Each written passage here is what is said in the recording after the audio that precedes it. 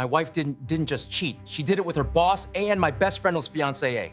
And they all thought I was too weak to do anything. They were wrong. My name is Billy Carter. I'm 42, an architect, and until recently I believed my life was steady, predictable, and safe. My marriage to Lauren, 8 years in the making, felt like it was built on solid ground, on trust. I was wrong. The moment I saw her phone light up the Tuesday morning, I knew something was terribly, irreversibly wrong. Lauren had left her phone on the kitchen counter while she showered. That was rare. As I was sipping my coffee, the screen buzzed to life. The name Rick H. flashed across the top. Her boss, a guy who walked around like success, was stitched right into his suit. The message read, "Can't wait to feel you again tonight. Tell Billy you're working late." The words didn't look real. I must have read them 3, 4 times, hoping my brain would rearrange them into something innocent. They didn't. When Lauren came downstairs, hair still damp, a soft smile on her face, she gave me a fake kiss. "Working late tonight, honey," she said. "Big presentation," I just nodded, acting as if my entire world hadn't just shattered into a million pieces. After she left, I called my best friend, Ray. He's a tech genius whose own fiancée had betrayed him not long before. He knew this kind of pain all too well. "Meet me tonight," I told him. That evening, at the Rusty Nail, I slid into the booth across from him and showed him the message on my phone. His face darkened instantly. "This isn't just a one-time slip, Billy," he said, his voice low. "This looks practiced." I looked at him, the desperation clawing at my throat. "I need proof," I said. "Real proof," his silence was my answer. He knew exactly what had to happen next. The next few days were pure torture. Lauren's lies rolled off her tongue so easily, it was chilling. She'd come home late, smelling like cologne that wasn't mine. She guarded her phone like it held state secrets. Every smile, every touch felt like a lie. Then one night, Ray called me. His voice was as tight as a wire. "Come to my apartment, now. You need to see something." When I got there, his living room looked like a war room. Photos, timelines, screens, and notes were everywhere. It was the anatomy of betrayal laid out in front of me. He didn't say a word, just clicked play on a video. And there she was, Lauren, in a hotel room with Rick, but it was worse than that.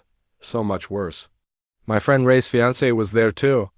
The 3 of them, tangled in a web of betrayal deeper and uglier than I could have ever imagined. I could only watch for 30 seconds before I choked out. "Turn it off." Ray handed me a flash drive. "Everything's on here," he said. "They've been doing this twice a week." For months, I just sat there, in the silence of his apartment, and I felt something inside me turn from grief into cold, hard steel. "They think I'm weak," I whispered, more to myself than to him. "They think I'll do nothing." Ray watched me, his expression grim. "What are you going to do?" I finally looked up, meeting his eyes. "I'm going to make their worlds collapse." For the next 2 weeks, I became the best actor of my life. I was the same forgiving, clueless husband Lauren expected me to be. I kissed her goodnight. I made dinner. I even smiled when she lied straight to my face. Meanwhile, Ray and I were building our arsenal. GPS tracker on her car. A hidden camera pointed at the hotel they always used. We copied texts, emails, and schedules. We had audio recordings of their private moments. The deeper we dug, the darker it got. Lauren wasn't just having an affair, she was mocking me with them. We heard Rick calling me weak. We heard Nan, Ray's fiancée, bragging about playing both of us. They laughed about how blind we were. One night, Lauren left her laptop open. In a hidden folder, I found the emails. Messages between her and Rick planning their meetings. And messages between all 3 of them detailing exactly what they were doing. But there was one line that seared itself into my memory. It was from Lauren. "Don't worry about Billy. He's too weak to do anything." I screenshotted everything. That same evening, she hugged me from behind while I was cooking dinner, whispering, "I love you so much." I smiled. "Of course you do." Inside, something cold and final settled into place. Our plan became sharper, more precise.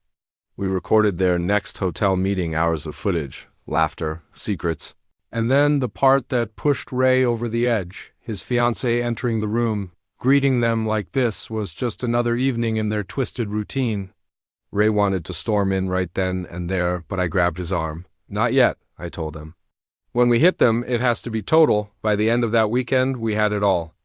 Photos, audio, emails, financial records, timestamps, hotel receipts. It was a complete blueprint of their betrayal. And now it was time to build their collapse. We had a list. Rick's wife, Rick's boss, Lauren's friends. The volunteer boards Nan worshipped and bragged about. Everyone who needed to know the truth would know it, all at once. The morning we launched our attack, the dominoes fell so fast it was dizzying. Rick's career, gone before lunch. Nan's perfect church girl reputation, burned to the ground within hours. Lauren's tight-knit social circle. They turned on her instantly. By mid-afternoon, my phone rang. It was Lauren, sobbing hysterically. "Billy, someone is spreading horrible lies about me. They're saying Rick and I—" Her voice trailed off. "What kind of lies?" I asked calmly, my voice perfectly even. She rambled about photos, videos, screenshots, about her friends abandoning her one by one. "I swear, Billy, it's all fake. It's all fake. You believe me, right?" "You have to believe me." The audacity of her question almost made me laugh. "Of course," I lied, one last time. "You would never cheat on me." Her sigh of relief was audible through the phone. It made my stomach twist not in sadness, but in cold, hard satisfaction. She still thought she could fool me. She still thought I was weak. But the storm was just beginning.